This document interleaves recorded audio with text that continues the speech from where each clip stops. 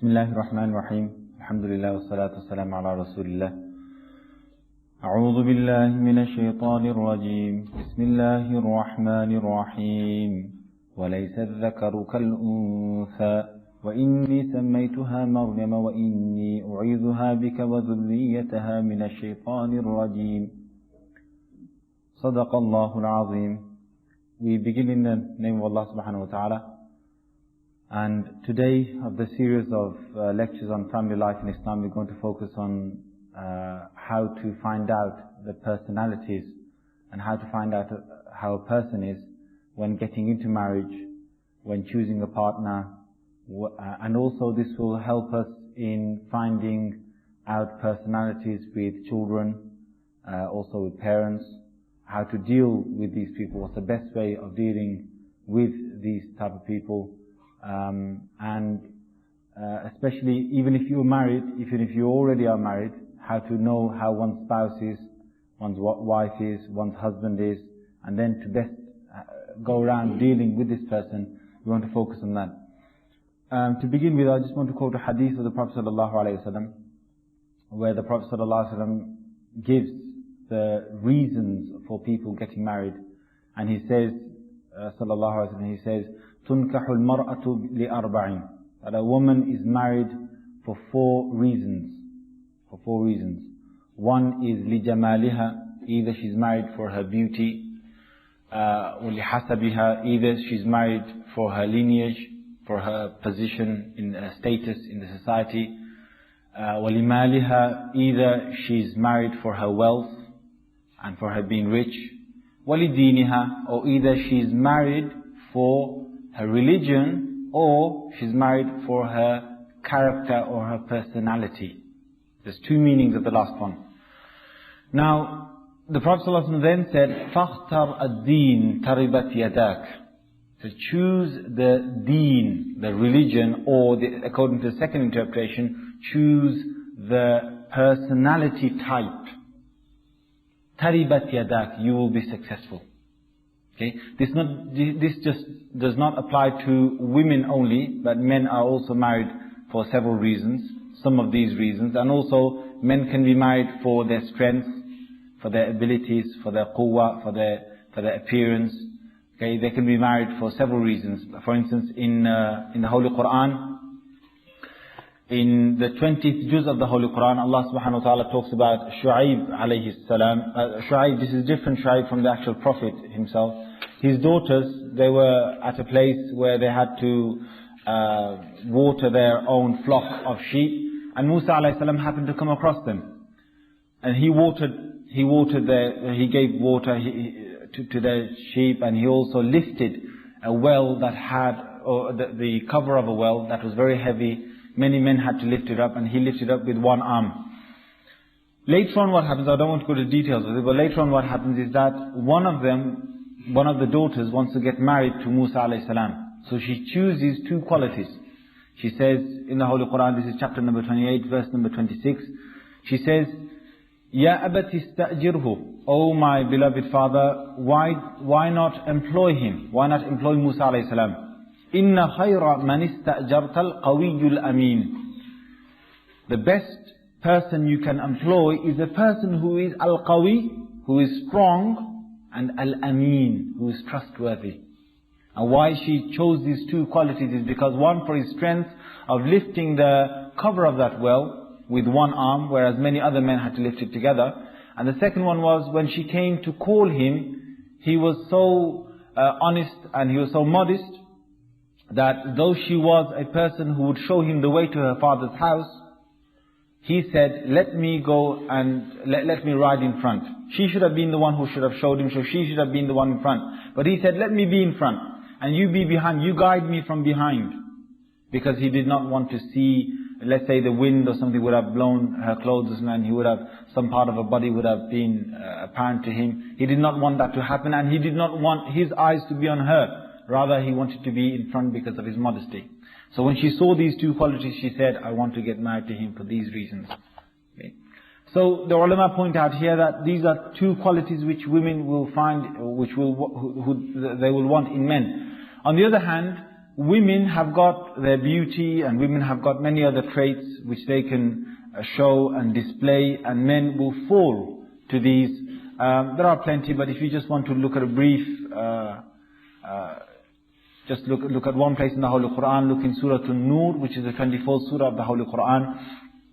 There you will find that Allah subhanahu wa ta'ala in particular, He addresses the women and tells them the very things which might lead them into destruction because in the society.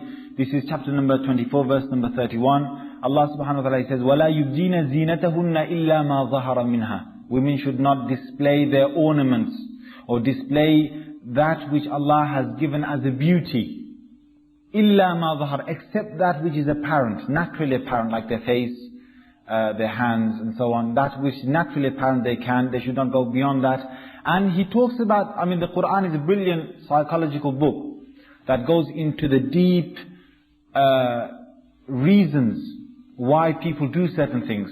For instance, a woman walking down the street with shoes that make noise. Okay? Allah subhanahu wa ta'ala says in the Holy Quran in the same ayah, He says, وَلَا يَضْرِبْنَ بِأَرْجُلِهِنَّ لِيُعْلَمَ مَا يُخْفِينَ مِنْ زِينَتِهِنَّ.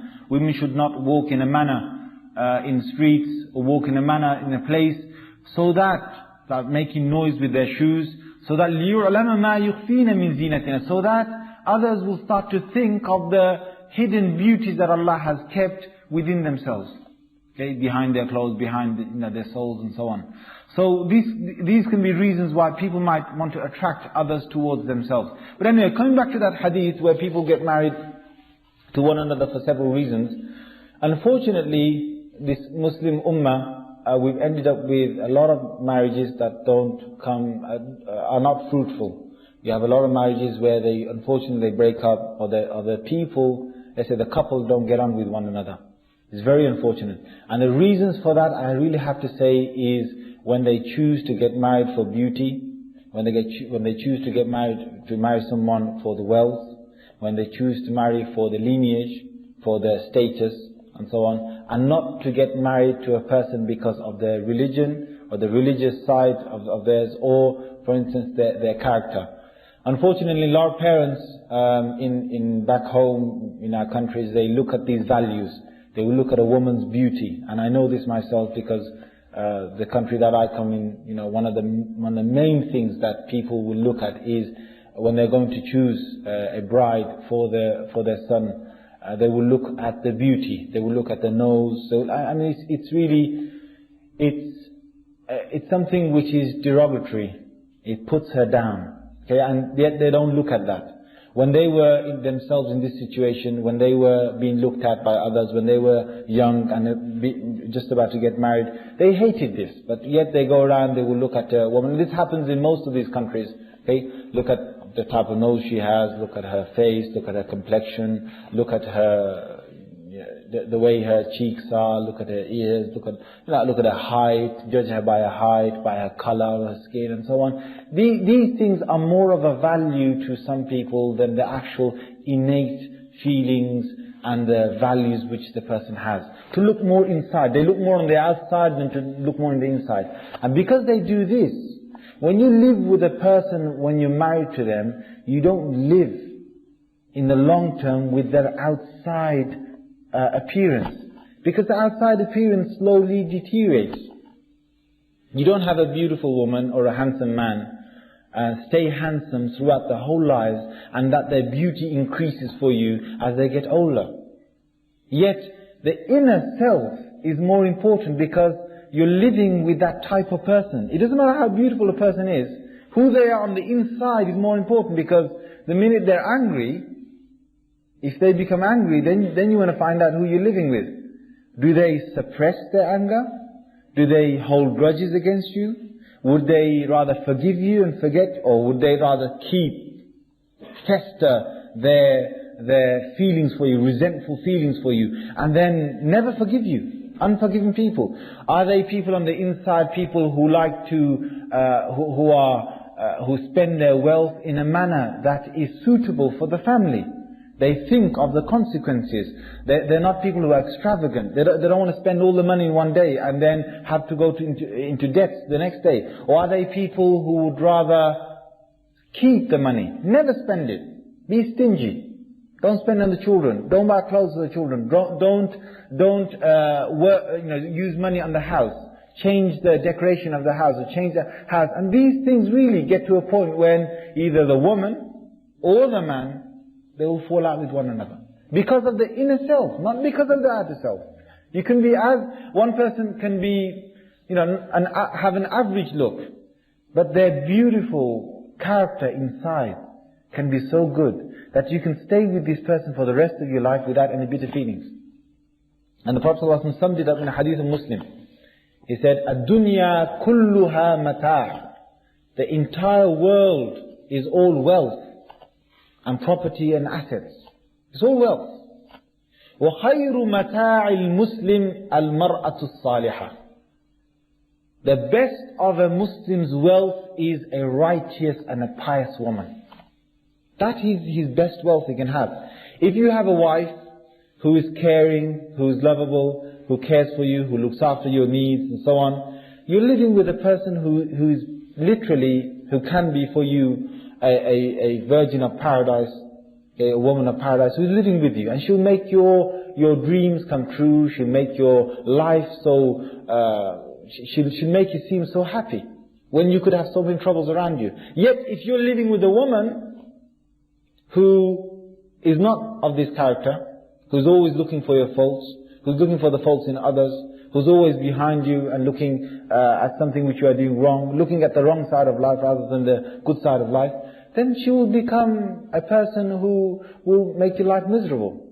And the same goes for men. If you're living with a husband, the same thing. A good husband, one who looks after you, one who gives you rights, one who doesn't put his friends over his family, put his work over his domestic life, then that person will bring you good treasures.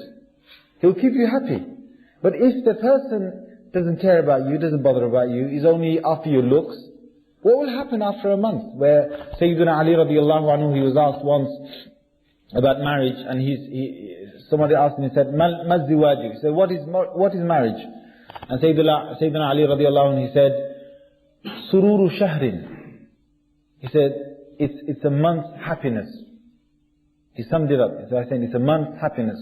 He said, "Thumma madha?" He said, what's after this month's happiness? He said, "Ghumumu dahrin." It's a lifetime's anxieties after that. Marriage, after the first month of happiness. I mean, this won't be for every person, obviously, and you can't put this down to the T, but it's generally, you have a good time for a month or 2 months and so on, and then after that, you've got the burdens of life to deal with. Children, and then you've got to look after people, earn money, bring things to the house, or a wife has to look after the house, domestic duties, and bear the responsibilities. And then he said, "Summa madha?" What's after that?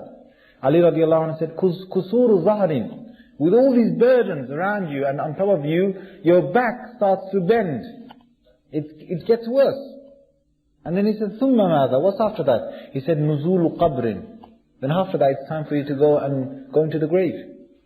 So, sururu shahrin, 1 month of happiness, and ghumumu dahrin, kusuru zahrin, nuzulu qabrin. He just summarized the entire marriage. That's what it really is. If a person ends up with the right person, it can be the best thing for them. Now, coming down to the 4 things again, we've discussed about beauty. About wealth. Wealth is something that Allah can give to someone. He can make them rich or He can make them poor. But wealth really does not bring happiness. There are a lot of people outside there who are wealthy and who are not happy. There are a lot of people outside there who are poor but they're happy. The main factor you should look at is qana'ah. Qana'ah means that you're satisfied with what you've got. If a person is satisfied with little or more, then that person you want to live with. That's the kind of person you want to live with. A person who's never satisfied with what they've got, who wants more, who likes to earn more and more, that person you can never satisfy. The next one is hasab, the Prophet ﷺ said.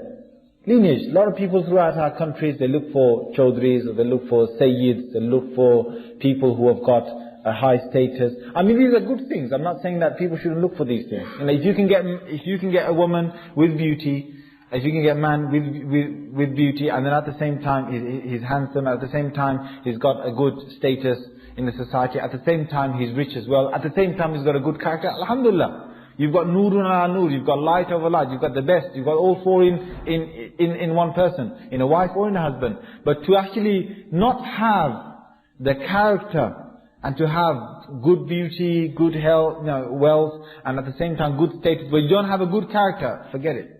Your marriage is going to end up, it's going to be a disaster. So people look for these things, high status, is it from a royal family, is it from a good family, and so on. That becomes more of a concern than to see what the person has inside, or is the person religious.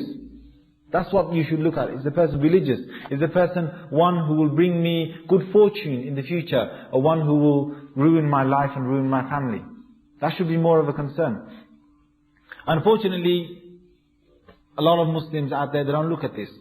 They look at all these other things. Now when the marriage happens, who's getting married? Your son is getting married, or your daughter is getting married. You have to look at the best for them, who they're getting married to. And why I say that it has two meanings, this last one, the deen. It can either mean religious, or it either could mean personality type. You should look for that. Is because in Arabic, the word deen has both meanings. There's a hadith of the Prophet ﷺ that says, "Kama tadin tudan." The way you treat others, others will treat you. Kama tadin tudan. Again, the word dain is in this hadith, and it relates to the actual hadith itself, where the Prophet ﷺ said, "Choose the deen inside this. Choose the religious aspect or the character inside this." Anyway, coming down to the personality types. Now, you might think, how do I find out how a person is when you get married, or with the wife that you're already with, or with the husband? When you're married, you get to know who the person is. But how do you find out a person before you're even married? And how does Islam say that you should go about? Islam says that the choice should come from the person who's getting married. But the parents can have, and sometimes it is good for them to give their insight into what things their children should look out for.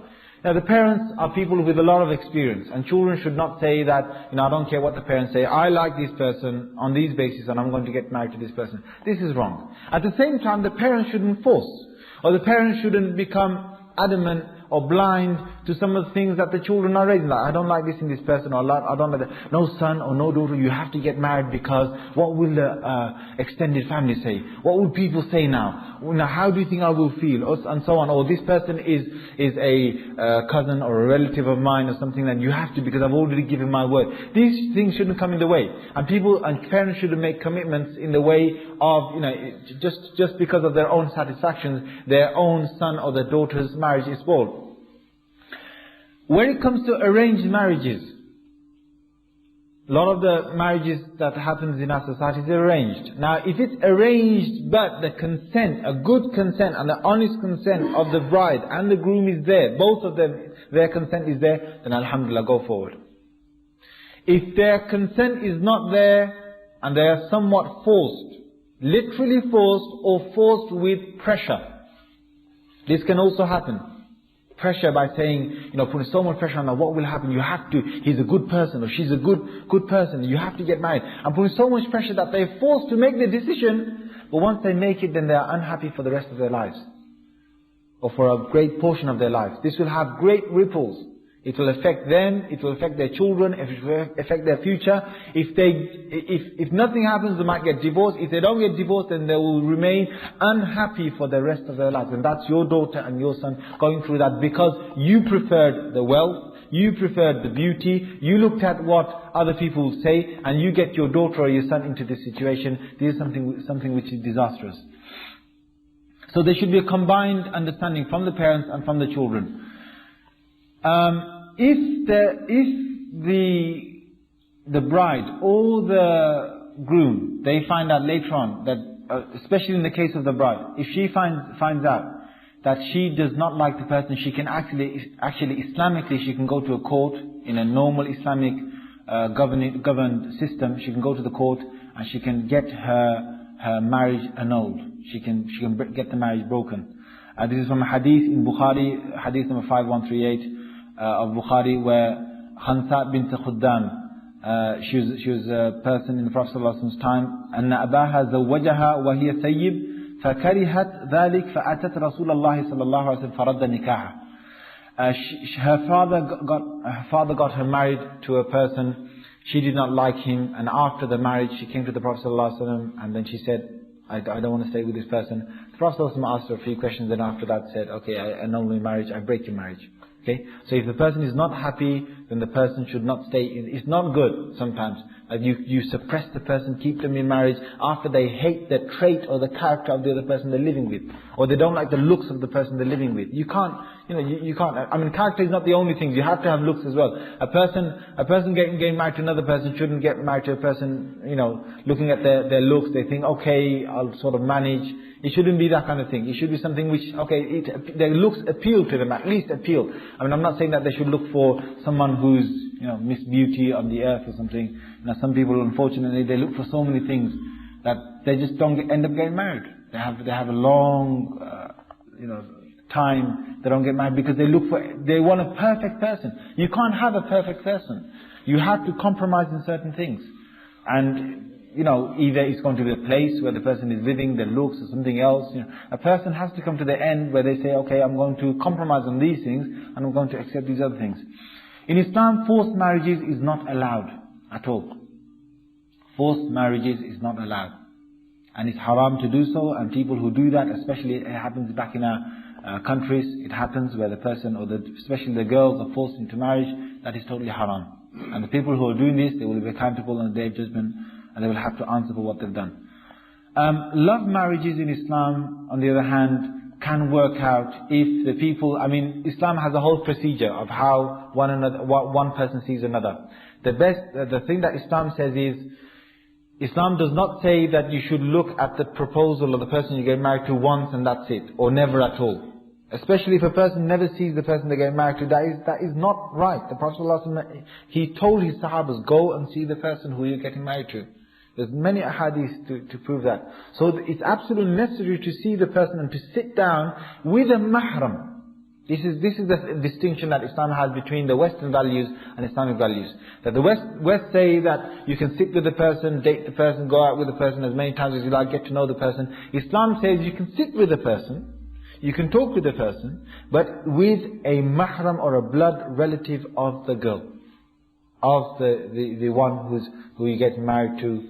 She has to have her father, or brother, or someone, or mother, or someone there present when you're getting to, or within you're with the family and so on. You're there in front of them. You're not going to get up to something which is haram and so on, because the Prophet ﷺ said, لا يخلون أحدكم بامرأة إلا الشيطان ثالثهما.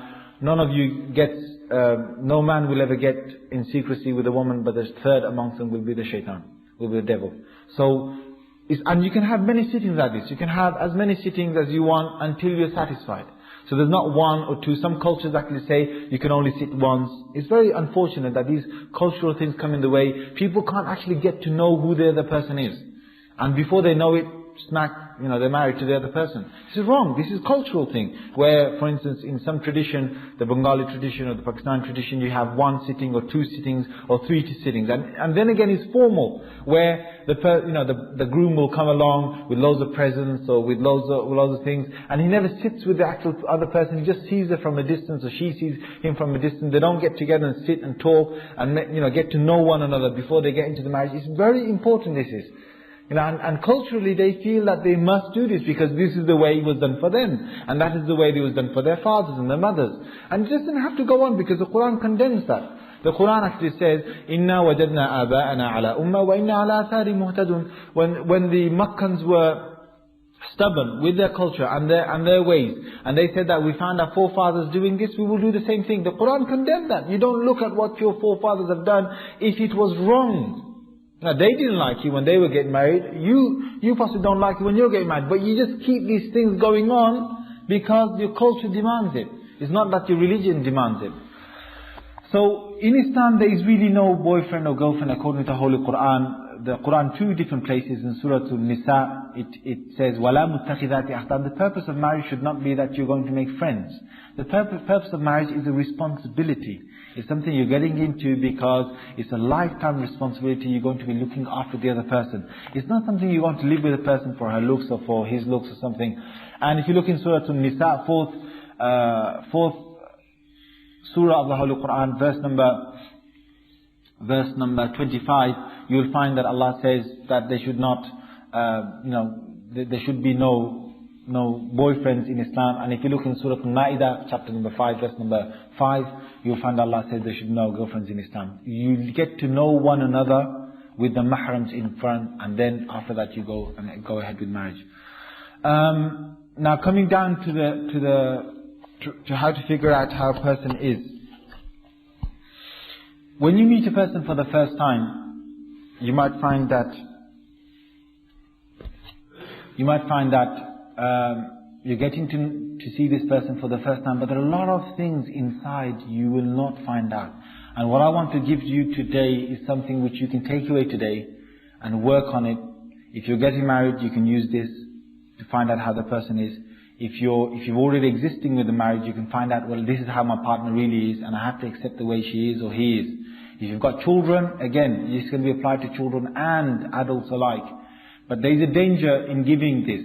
The danger is that I don't want people to take this away and then to criticize others for the way they are, to use it against them, because this is a tool. I'm going to give you a tool with which you can verify how a person is, but you can use it just like you've got a knife. You can use a knife to cut things, to eat, cut an apple to eat, or you can use a knife to kill someone. The same way with a gun. You can use a gun to defend yourself, you can use a gun to kill someone. The same way I'm going to give you certain tools to find out how a person is, but I don't want anyone who's listening to this lecture to go away and to use these tools against people, because you can. If you know how a person is, if you know how people are, okay, this is his type, her type, okay, I know all these people, how they work, I know what hurts them, I know what's inside them, I know what pleases them, so I'm going to use it to my advantage and disadvantage so that I can manipulate people, and this is wrong, okay? You should know that, these things, you should find out and then use for good advantage, to bring harmony in relationships, to accept the way people are sometimes, to forgive people, to bring relationships together and not to split relationships from one another. The thing that I'm going to tell you today over here is something which, this is more to do with psychology, but then, like I said to you, that the Quran talks about psychology, and if you look at the ahadith, you'll find a lot of the Sahabas who were with the Prophet ﷺ, they even had many similar traits. You will find, like for instance, Abu Bakr radiallahu anhu, he was a person who was quiet, he was to himself. At the same time, he was of high intuition. He used to think a lot, okay? He knew the deep things of the religion. At the same time, how his judgment would be affected, you will find, he was a person who would be there on time and so on. Umar radiallahu anhu, on the other hand, he was a person who would involve himself in getting to know a lot of people, talking to them. He wouldn't keep together to himself. He was a person who again, a person of thought, a person of deep thought. Okay? Whereas, if you look at Abu Dharr al-Ghifari radiallahu anhu, he was a person who was reserved, keeps to himself. He wasn't a person very talkative and so on. But at the same time, he was a person he'd look at the smaller details of life. He wouldn't look at how his words would affect others and so on. There's all these different Sahabas. We've got so many different Sahabas. And I'm not going to go through all the Sahabas, but I'm going to give you something which you can work out and find out how people are. Okay? And once you find out how a person is, you really want to then, you can find out your type as well, and then to find out how you best fit with certain people. Now the first thing you want to do is, you want to ask yourself 4 questions. Okay? And I'm going to give you 4 questions. I want you to think about these 4 questions and then evaluate. Okay? 4 questions. These same 4 questions you can ask about anyone. And the 4 questions should bring you down to certain types. And then everyone is categorized into more or less 16 different types, 16. All people, more or less, come down to 16 different types. And then you can say, well, this is this person, he's got these traits. And you can find out a huge amount. Once you know the types of a person, you can find out a lot. And when I start reading some of these types, when I come across yours, you will say, wow, that's me down to the T. That's me exactly, that's who I am. Okay? This is a psychological analysis of people. If you want to check more about this, go onto the internet or something and find out in the Myers-Briggs type indicator. Okay? Myers-Briggs Type Indicator, which is Myers, then Briggs, BRIGGS, and Type Indicator. You can go onto the internet to find out, or I'll quote you the book that I'm reading out. I'm going to read some of these things out from The Art of Speed Reading People by Paul D. Tiger and Barbara Baron Tiger. These two authors have, and there is a lot of information out there about this. But you can find out personality types, and like I said, please don't use this against, to your advantage and to others' disadvantages. The 4 questions that I'm going to ask is, the first question is, how are you energized? Where do you get your energy from? Is the first question. Do you get your energy from being alone?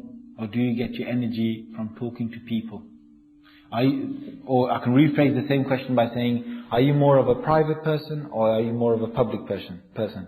Do you enjoy it more when you're talking to people, or do you enjoy it more when you're alone and doing your own thing? That's the first thing. If your answer is that you enjoy talking to people, or being with people, being in public and so on, or like being, interacting with people, if that's your answer, then I want you to put in your head E. Just remember this letter, E. If you're more of a person who likes to keep to himself, it doesn't mean that, obviously people always talk with other people, obviously people have their own time to themselves as well, but what do you prefer more? That's the question. What would you rather prefer more? What would you like more? Where do you get your energy? When you're alone, do you really feel better? Or when you're talking to people, do you feel better? If it's the second one, that you like to be on your own, then I want you to engrave an I in your mind. Either you're an E or you're an I. Okay? Now put this in your head as I go along. There's going to be 4 questions. You need to have 4 letters at the end, and then I'll tell you your personality type. The second question is how you take in information. Okay? It's about how you take in information. The question is, when you come to a place or somewhere, do you usually pay attention to the facts and to the details of something or some place? Or do you pay attention to the overall sort of picture? For instance, if someone is talking to you about something, would you rather want to know about the overall picture of what they're saying? Like a book, for instance, would you want to know what the book is really about? Or would you want to get straight into the book and look at the details of the book, look at what small things have been mentioned in the book? Or you go to a place, are you more interested in the pictures on the wall? Are you more interested in the little vase or something, the carpet, the color, the things that you see? Or are you more interested in seeing, about the whole house? Or for instance, the forest. Are you more interested in the trees in the forest, like to see the first trees first, the immediate surrounding first, and then look at the forest? Or are you more interested in the forest first, and then to look at the trees? This is the second question. So the second question again is, are you more interested in the facts and details of something, or are you more concerned about the overall picture? Obviously people will, at some point of their life, they will be more concerned about the overall picture, and some people will sometimes look at the details, but what is more of you? Which one is more of you? If it's the first one, which is that you look at the details of something, then I want you to put in your heads, okay, the next letter I want you to put is S. If you're more with, you look at the overall picture, you're more concerned about, what's this all about, in one big pack. You're not interested in the nitty-gritty details. You want to look at overall the picture. Then I want you to put N in your heads. Okay, so you either have S for the small details, or for the overall picture you have N for like Nottingham. N. Okay? So far you'll have either an E or an I in your heads, or you'll have an S or an N. The third question is how you decide and how you come to conclusions. How you make judgments. Okay? Would you say you're more logical in making decisions? Or would you say you're more sensitive and empathetic? Meaning that would you say you're more concerned about the thoughts? You use your thinking when it comes to making decisions? Or would you use your feelings, your heart to make decisions? If there's someone in front of you that's done something, would you use logical ideas and logical reasoning, like did you do this, did you do that, and then look at the logical reasoning, or would you look at your feelings of how the person is feeling, or how you feel towards the person, and so on. Okay, what are you more concerned with, logical reasoning, or what persuades you more, good logical argue or strong emotional appeal? What concerns you more? If it's the first one, if it's logical reasoning, then you need to put a T in your mind. Okay. If it's more, you're concerned about other people's feelings and so on, you need to put F inscribe F in your mind. So far you've got an E or an I, and you've got an S or an N, you've got a T or an F. Okay, and the last question is how you live your world. How you live your world. Are you a person, this is the fourth question. Okay, are you a person who likes to make decisions quick? Or do you like to take time and look at more options? Or I can rephrase the question and say, are you more conscious of time? Do you like to keep your time? Do you like to get somewhere on time? Is it absolute must for you to get somewhere on time? Or you a bit, or do you take it easy? Are you a bit more relaxed and you can get there on time, doesn't matter. Or when making a decision, do you like to take your time and so on? Which one is it? If you're quick in making decisions, if you like to get on time and you expect others to be on time and so on, and to get things done on time, if that's an absolute must for you, then I want you to put in your heads a J. That's the last letter. Or if you take your time, if you're a relaxed person, if you take your time, or you have options open to you and you like to take your time in making decisions, then I want you to put a P. Okay, P for Peter. So you definitely must have come to 4. Sometimes you might not be sure, but if you're not sure, then I want you to keep both the letters in your mind. Okay, so you either have got an E and an I, between them two you have one of them. You'll have either an S or an N, you'll either have a T or an F, you'll either have a J or you'll have a P. Okay, according to this, these 4 letters make 16 combinations. A person might be, for instance, I, S, T, J. Or he might be E, N, F, P. And it will make 16 combinations. Now according to the different combination, now let me give you a very short of each one. Okay, I'm going to just quickly go through this and you'll find how appropriate it is to yourself as a person and to others who you know. Okay, your sons, your spouses, and so on. The first one I'm going to come to is ESTJ.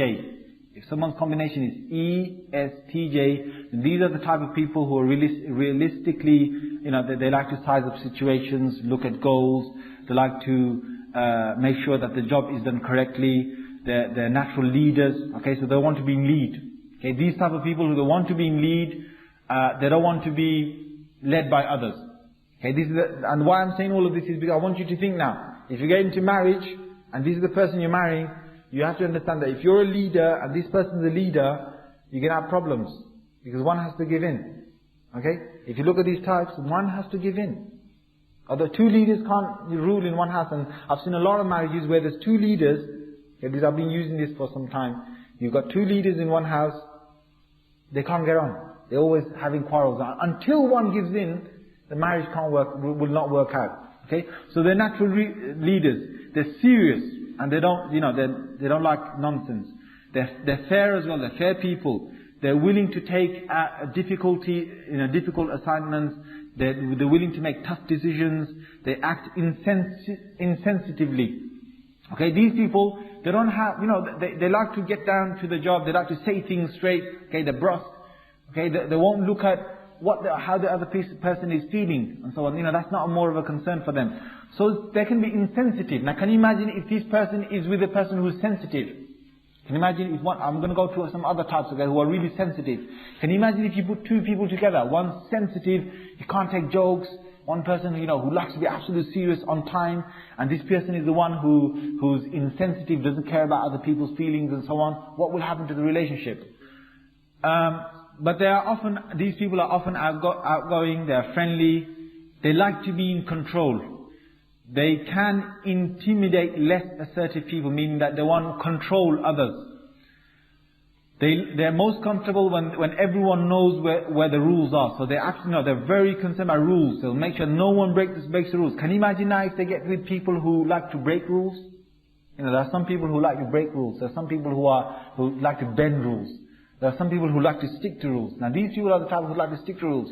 Where they are loyal, they respect authority, but they are conservative. They like to stick with ways that are already there. They don't like to go about new ways.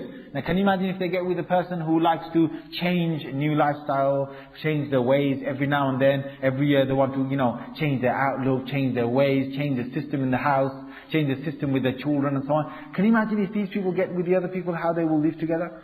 Okay, but these people, ESTJs, they like to rush to judgment. Okay, sometimes they like to make judgments very quickly. Now can you imagine people if they're living with a person who likes to keep their options open? So this is a brief thing, okay, a brief analysis of this type of person. If you're this type of person, or if you know a person of this type of person, then you can go onto the internet, you can go onto google.com, type in these 4 letters, and it'll give you a whole list of sites you can go into and find out about this personality type. Okay, so if you're getting married to a person like this, or if you know of a person like this, or if you are this person of this kind, then you can find out how they are. And don't forget, these people, once you determine a type, it doesn't mean that they don't change. They can change, but it takes about 5 years for a person to change their personality. It takes about 5 years in the long run to change it. But people can change. It doesn't mean that. Now, and what makes these personality types is several things. Your genes, okay, your upbringing by your parents, what Allah gave you when you were born, the country that you were born in, the people that you live with, the co-workers, the friends you have, the school that you were brought up in, the values that you were given, okay, any traumas that you faced when you were a child. All these things can affect the type of person you become. Okay, let's move on to the next one. Okay, I'm going to go quite quickly through these. ISTJ. If this is the personality type, then these people are responsible, they're reliable, they're hardworking, they mean what they say, they're accurate about facts. They always get their tasks done before they relax. Now can you imagine if there's someone they're living with who likes to relax first and then get their job done. They'll always have arguments with one another. They have excellent memories for details. They're quiet and they're serious. They're happiest when they're left alone. Now can you imagine if these people get together with one who likes to talk a lot. You've got one person who likes to talk a lot and gets their energy from talking. You've got another person who's married to this person who likes to be alone, who likes to be left alone, get on with their own work. And they're living with a person who wants to talk and talk and talk. You can imagine what's going to happen to their lives. Okay? So these people, they like to be left alone. They don't need supervision when they're working. Even when they're relaxing, they find something to do with their hands. Okay? They like to stick with familiar ways. They are logical, objective. They are sympathetic.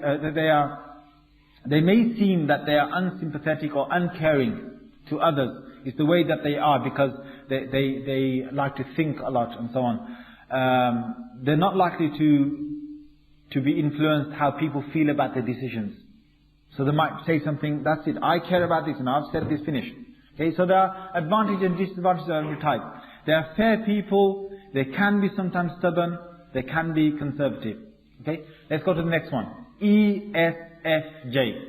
If that's or if you know a person of this, meaning that they like to, E meaning that they like to talk to people, they prefer to talk to people. S meaning they concentrate on the facts. F meaning that they're more feelers, they like to feel things rather than think about things. And J meaning that they are judging. Okay, that's how they live their lives. If it's ESFJ, then this will be the outcome. There are people who like to volunteer to help people first. They're friendly, they're outgoing, they're sympathetic. They have a strong need to please people. So these are the people who like to keep relations together. They're very traditional. They like to stick to their old ways. Okay, they value their family and friends above everything else. They're very hardworking. But they're unable to evaluate situations fairly and objectively. Now the fairness comes out of these people. They're not very fair. Okay? They're sensitive as well. They take criticism very personally. You try and criticize or joke with them, okay, they take it very personally. They may make drastic actions sometimes, such as ending someone's relationship because they offended them. When they're offended, they can go to extremes. Okay, They assume too much responsibility on them, but they're very down to earth. They're not arrogant people. They're down to earth. They are hard working. They have sometimes, these people like to have activities like walking or biking and so on in their lives. They like to stick to familiar routine, and they have a very black and white outlook on life. Like things are either right or wrong, and they can be very judgmental as well. Okay, so this is the type. But again, like I said, if you want to learn more, either get the book and read it, or get similar books, or go onto the internet and find out about these types. Next one is ISFJ. That's a person who, I want to just give you what I means. What I stands for introvert, person who likes to stick to themselves. E means extrovert, person who likes to deal with others and talk to others. S means sensing, looking at the details. Okay, so it's I, S, and then F for feeling, and J for judging. This person will have a strong need to belong to an organization or group. So these people you can lead. They like to be led. Okay. Now can you imagine if this person is with another person who likes to be led as well? You get two people who want to be led by others. Okay. They're looking for a leader, but they're both married to one another, and no one's a leader. I've seen families like this. What happens is normally the children take over. Okay? If a child is a person who's a leader, he normally will dictate to the parents what they should do. And they have a hard time controlling the family. So normally what you want in a relationship is you want a leader and a person who likes to be led. If you can find that, that's best. Okay? Two leaders can't get on together, but two people who like to be led can get on together. So ISFJ, these are people who are hardworking, devoted. They like to gather and analyze data. They have excellent memories for things that happened in the past and events. They are quiet, reserved, loyal. They are very serious, responsible people, sensitive, sympathetic. They are good listeners, eager to help people. They avoid arguments. They're reluctant to become, in leading positions like supervisors or managers and so on. They may suffer anxiety if they have to criticize someone. So again, these people if you have two people in a marriage who don't like to criticize someone, can you imagine what will happen to their children? Okay, they will come to a point when they'll tell the children off, but they will tell them off less, and that might spoil their general sort of future.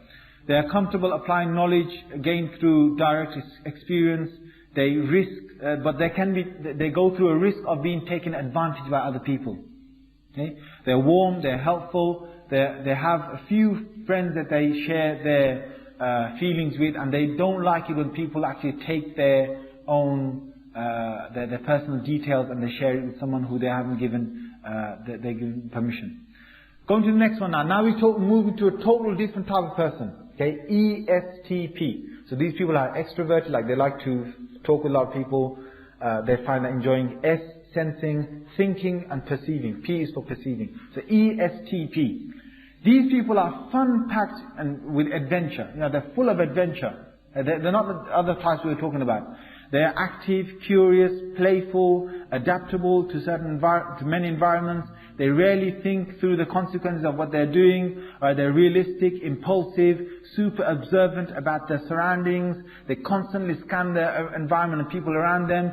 They love surprises. When conversations get too serious, they get bored really easily, and they like to make jokes out of what's being said, just to make the atmosphere more light.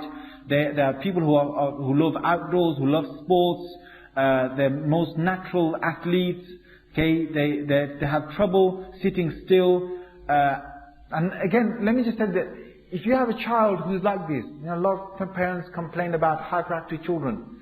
You should accept how your child is, and then to give him what he wants, but get what you want as well. Like for instance, this is the type of person who likes to be outdoor, who wants to be with sports and so on. What you want to do is, this is what leads the person. So you want to use that as a bait in getting what you want.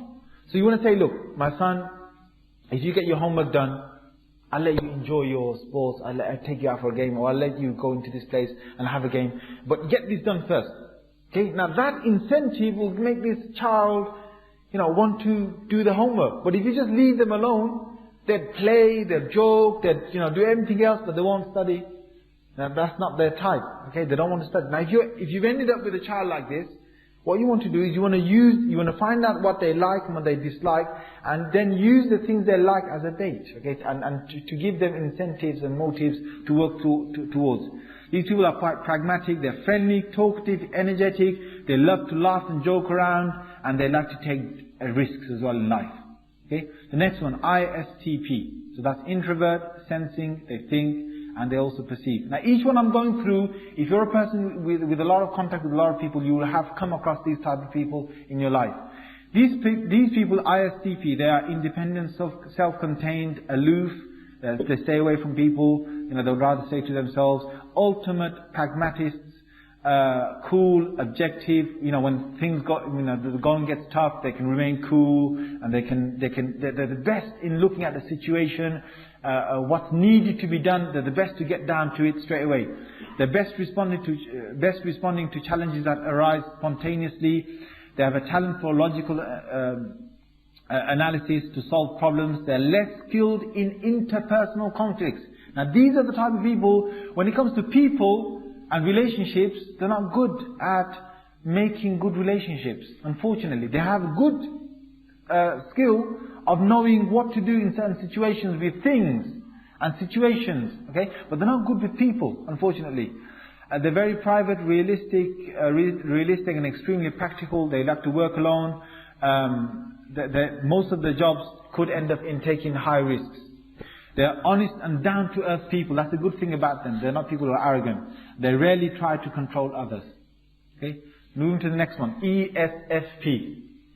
That's one who is extrovert, who looks at the details, who feels, and who also feels when making decisions, and who also goes about life by perceiving, meaning that taking things easy. Okay? These people are entertaining people, warm, outgoing, they know a lot of people, they like to be in the center of action, they're optimists, okay? So they look at the good side of life, the bright side of life, they're enthusiastic, they're easily distracted. Okay, again think, they're easily distracted. Now can you imagine if they're living with people who are focused, who are determined, how they would live with these people? These people are easily distracted, and you've got to put them with people who they can get on with. Okay, they're down to earth, they notice the beauty of everything around them, they like to lavish themselves with beauty and bright colors and fabrics and sweet smells and so on. They're often rushing breathlessly from one experience to another, often running late or forgetting appointments. Okay, they're generous people, eager to please people, keep their most private feelings to themselves, rarely initiate a confrontation, so they won't have a confrontation with other people. They're sympathetic and compassionate. Okay, moving to the next one, ISFP. These people are introvert, they like to keep to themselves, they look at the details. When it comes to making judgments, they feel rather than think, and then their general outlook on life is with perceiving. Okay, they're generally laid back, or they like to take things easy. These people are gentle, sensitive, compassionate, down to earth, loyal, modest, intensely private people, like to keep them to themselves. They're very sensitive, and they take the worries of the whole world on their shoulders. They're observant. They don't readily speak up in their own defense. Now look at this trait. Okay, these people won't, when there's something going against them, they won't be the first ones to speak against it. Okay, they wait for others to speak for them. Or they'll just moan to themselves, and then they'll just, when they confront the person who's trying to intimidate them, or to, or belittling them, they won't speak up for themselves. They'll they'll hold on to their hurt feelings. Okay, now can you imagine if they stay with a person who's critical, who's always critical and looking at, who's insensitive, who doesn't care about other people's feelings. Can you imagine if they're living with these people? These people are patient, flexible, they keep their lives uncomplicated, they rarely place a high importance on their work and on their family, and they may become pessimistic as well throughout their lives. Okay, the next one is ENTJ. Extrovert, who have N, as in, they look at the global picture, they look at the larger picture than looking at the small details of the picture. They think, okay, rather than feel, and they judge as well, like they need to get on time, and they need to, they're more serious. Okay, these are natural leaders. Okay, so again, we've got another set of leaders here. They often make tough decisions. They are honest and direct and to the point. Okay, they will say things, they don't care. They don't like to beat around the bush. They want to say, and they want to get down to the point straight away. Right? They're unaware of the impact their actions will have on others. They're insensitive to the needs and feelings of other people. They're brusque, critical, they can appear arrogant. They're not arrogant people, but people might see them as arrogant. Okay? Often in a hurry to get things done. They're talented, strategic planners. They can plan things very efficiently. Creative and innovative. They're bold. They make sweep changes. They can make sweep changes and bold changes. They're great lovers of learning. They like to learn. Friendly, outgoing, energetic, articulate. Okay, surprised to learn. Sometimes they can be surprised to learn that their good ideas are not as enthusiastically as expected, because they don't look at what other people will think and feel about what they're doing. They're career driven, and they have difficulty in striking a balance between their work and their home life. These are the type of people who will give more priority to their friends and to their outside life than their personal life or their wives or their children. Okay, so that's something to look at when choosing these types. The next one is INTJ. These are global thinkers. Okay, global thinkers. They're ingenious and innovative. They find it best to restructure something, an organization or something or a system. They're constantly on a quest to increase their knowledge. They're creative, imaginative. So you can imagine these people have more to do with their brains than their heart and their feelings. They quickly grasp and analyze complex situations. They've got critical thinking skills. They're completely unaware or unconcerned with the details of their physical surroundings. Okay? Unaware of the emotional reactions and insensitive. Again, these people don't care about other people's, or don't have a great concern about other people's feelings. They're perfectionists. They like to have things perfect. Prefer to do work alone. They're hard workers, focused and determined, and they may result in becoming stubborn and inflexible. Okay? Next one, ENTP. These people are getting people excited about their ideas. They're best at this. Charming, outgoing, friendly, skillful, are communicating with all kinds of people. Okay? Now can you imagine if these people are with people who don't like to talk? What will happen to that relationship? Okay? They take reasonable risks, they have enormous confidence. Their best ideas never come to, this is one thing against them, that they have loads of ideas, but their best ideas don't come to, they don't actually get down to their ideas because they're too much brainstorming. They can't get down to the nitty-gritty. They're not people who are hard-working and down to getting the job done. They grow bored after initial and the creative phase. They like to think of the project, but the thinking is what inspires them, not actually getting down to do the job. Okay? They have a strong need to be liked. They are funny, witty, and engaging in storytelling. Okay, so they like to make laughter, jokes, tease others. Okay, this is the type. Now, can you imagine if someone's sensitive and living with them, what will happen to the relationship? They're ultimately pragmatic decision makers, very flexible and adaptable, neither particularly liberal nor conservative by nature. They're masters of bending rules.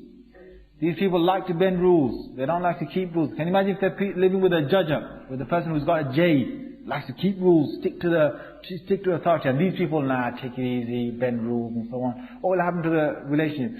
Difficulty in making decisions. So they can have difficulty in making decisions. Okay, the next one, INTP. These people are intensely logical. They like to have they look at the perfect solution or approach to things. They're intellectual. They're fascinated with power and are rarely intimidated by anyone or anything. Basically, they're leaders. They're not led by others. They're easily bored with simple issues. They can tune out people. When they're talking to people and people don't get what they're saying, they can just don't care about them, not talk to them, move away from them. They're less generally aware of feelings of others. They're very curious people, they can have difficulty in communicating with simple things and with people effectively. Okay? This is just a brief thing. Next one, ENFJ. And these people like to talk with others. They have an N, meaning intuition, F for feeling, and J for judging. They are warm, compassionate, anticipate their needs. Okay? They're helping, articulate. They can express themselves well. Enthusiastic. They may be overly sensitive. Deeply disappointed when people they believe in let them down. Okay? They're highly productive people and organized people. They're most satisfied when they're helping others find ways. Okay, ways to reach their full potential. They can become inflexible and incapable of adapting or acting spontaneously. Okay, we've got just 3 more left. INFJ. Next one. These people they have integrity and originality. They're excellent listeners. They're extremely perceptive and empathetic. They look at other people's feelings a lot. They're gentle, soft-spoken, thoughtful, caring, sensitive, fiercely independent. These people, they don't need others. They have this kind of thing that they're not dependent on others. Now, can you imagine if they're living with people who are independent as well? Okay, both 2 independent people. I don't need you. Well, I don't need you too. And they're living together. Okay, what will happen to the relationship? They're thoughtful, caring. They fail to take into account realities that might prevent their ideas or vision from working. They miss essential details. They're judgmental and dismissive. They're decisive, organized, great planners. Fierce. They have a fierce determination. They like to set goals and can work tirelessly to achieve them. They take things personally as well, very personally as well. Okay, 2 more left. ENFP. Okay, these people they have a wide spectrum of interests. Enthusiastic, friendly, energetic. They like to find creative ways to bend rules. Again, these are people who like to bend rules. They don't want to be living with people who like to stick to rules. They like to brainstorm a lot. Inattentive to details. They tend to maintain friendships for many years. Perceptive, insightful, empathetic, good talkers. Like they can talk to a lot of people, get going. They keep their options open. They have difficulty making decisions. Sensitive, they tend to take things personally. They are warm though, they are caring, concerned, deeply committed to their many friends, usually cheerful, and they have a natural optimism.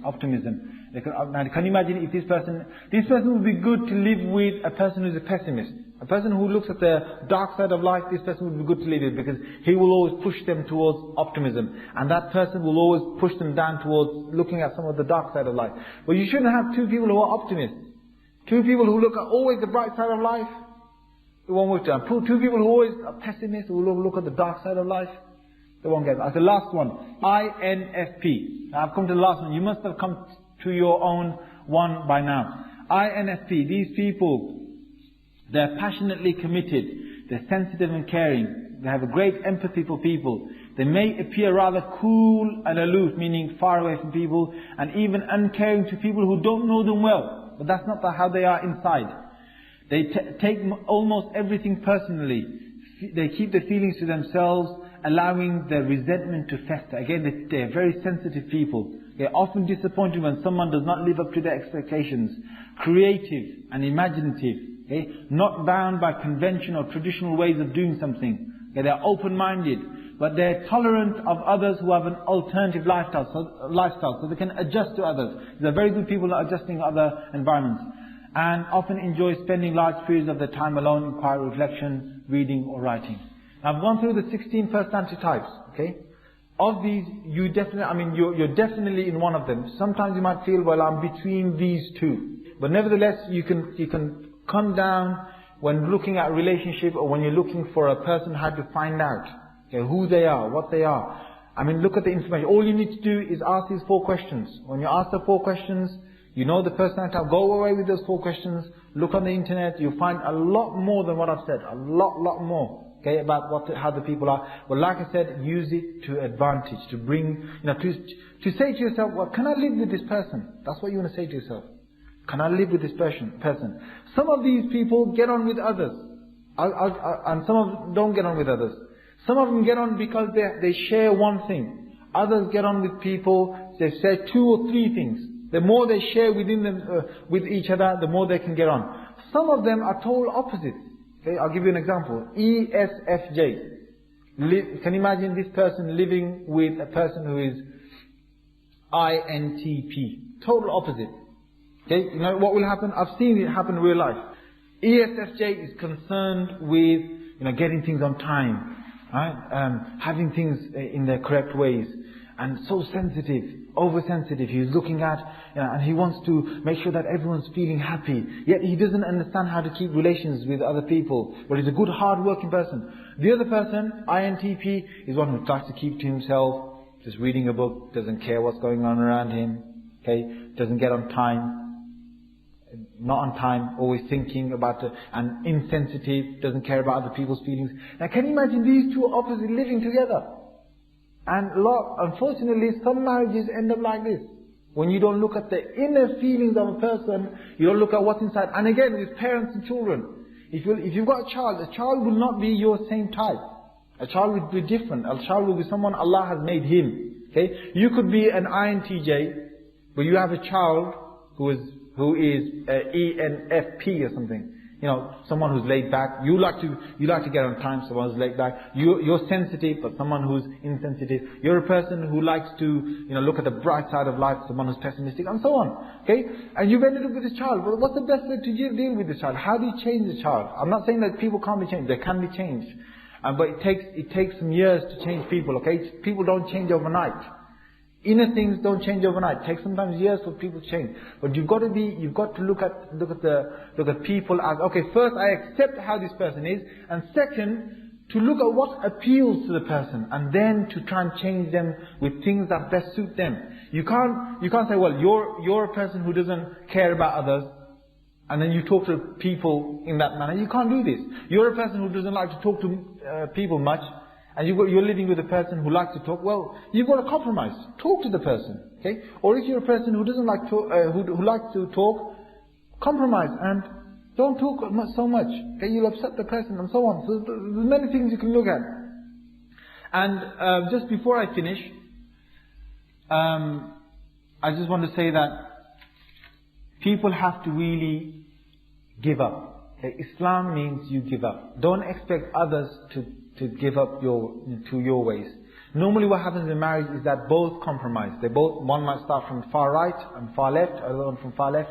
Normally they come somewhere in between. The one who's stronger is like a tug of war.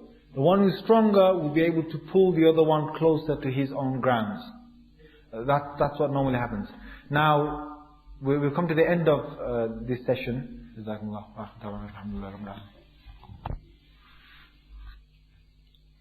Assalamu alaikum wa rahmatullahi wa barakatuh. Just to mention a few things about the personality type. Some people can actually be in between the sides of the two sides of a spectrum. For instance, some people can actually be in between E and an I. Other people can actually be between an S and an N. And they somewhat fall in between two different types that I've mentioned and highlighted in this lecture. Another one thing I wanted to mention is that when you have one common personality type found in an area, whether it's a house or a workplace, for instance, if people are J's or people are P's, and generally in a workplace, if you have a lot of people as being P's and they are all laid back, you will find that commonly in that place, some people will shift towards the J aspect and they will work harder. So this is same with N and S. If some people think towards the intuition side more, and you find this commonly in the workplace, you will find sometimes that they will compromise, and some others will start looking at the smaller aspects. And to also mention that we all have all 8 aspects in our lives. So no one is actually just an E and never an I.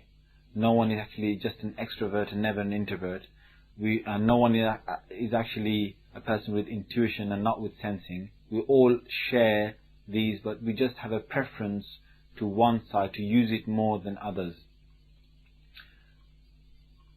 One other thing I wanted to mention is that I was fortunate enough to attend a lecture by Maulana Salman, Allah give him a long life. Maulana Salman Nadwi, who came from India, Lucknow, who is the grandson of Maulana Abul Hasan Ali Nadwi, and he gave a few lectures about Hujjatullah al-Baligha, which is a book of Maulana Shah Waliullah al-Dahlawi. His book is Hujjatullah al-Baligha, and in this book he has a section on personality types. His personality types, some of them match the types that I've mentioned in the lecture.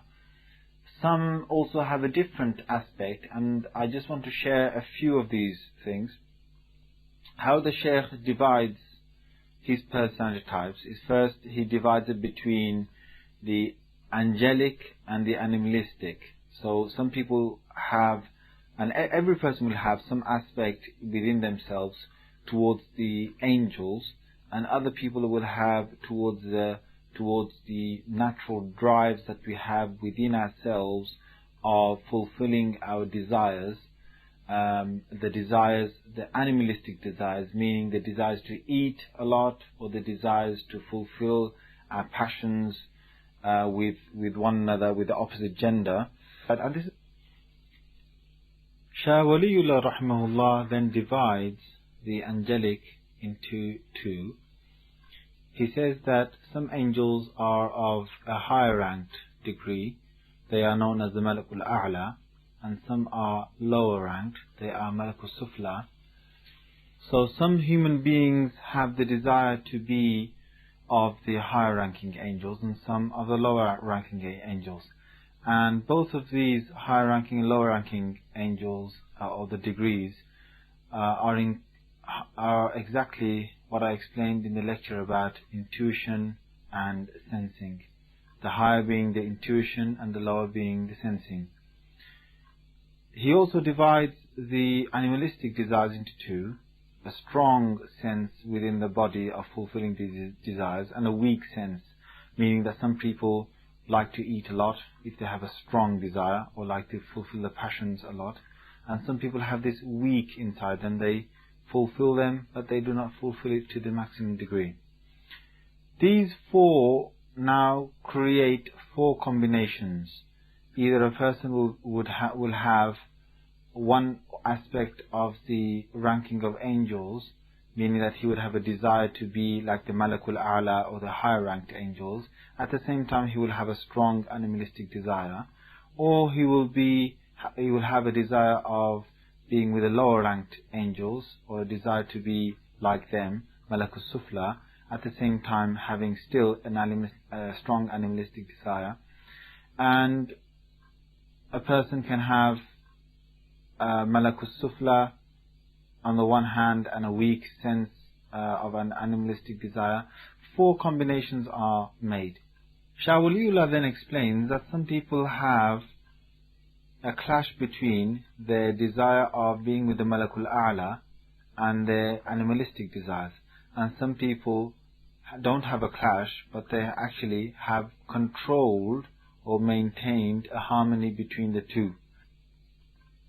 With this new division, you have the four turning into 8 different combinations. So a person might have a Malakul A'la degree, a high degree of a sense of being with the angels, at the same time have a high degree of animalistic desires, but either have a clash between them or have harmonious relation between the two, and according to that, the person would be of one category of 8 different categories. What I mean by a clash is that some people have sometimes a strong desire pulling them towards the angelic desires, and sometimes or other times pulling them towards the animalistic desires. Other people have maintained a control or have brought one of them into control, so they either are strongly towards the animalistic desires and not at all towards the angelic, or they are towards the angelic and not much towards the animalistic desires, so they brought that within their own control. The Shaykh gave an example of a person who has brought his own animalistic desires within control, and he gave the example of Umar radiallahu anhu, who had within himself the desire to be with the Malakul A'la, the higher ranked angels. At the same time, he had a very strong animalistic drive, but he maintained a control and he managed to bring that within a harmonious relationship with his angelic desires, meaning that he had control over his animalistic desires, and therefore he became a great leader of Islam. And such people who have these strong desires on both sides and can maintain a harmony between the two do become strong leaders, and they can achieve great things for this ummah. Whereas Abu Bakr radiallahu anhu had an aspect or a drive to become like the Malakul A'la, the higher ranked angels, but he had he had a weak animalistic desire, so therefore he was somewhat different to Umar radiallahu anhu. I strongly urge people to read this book, Hujjatullah al-Baligha. The original is in Arabic. There is definitely an Urdu translation, and I don't know whether there is an English translation.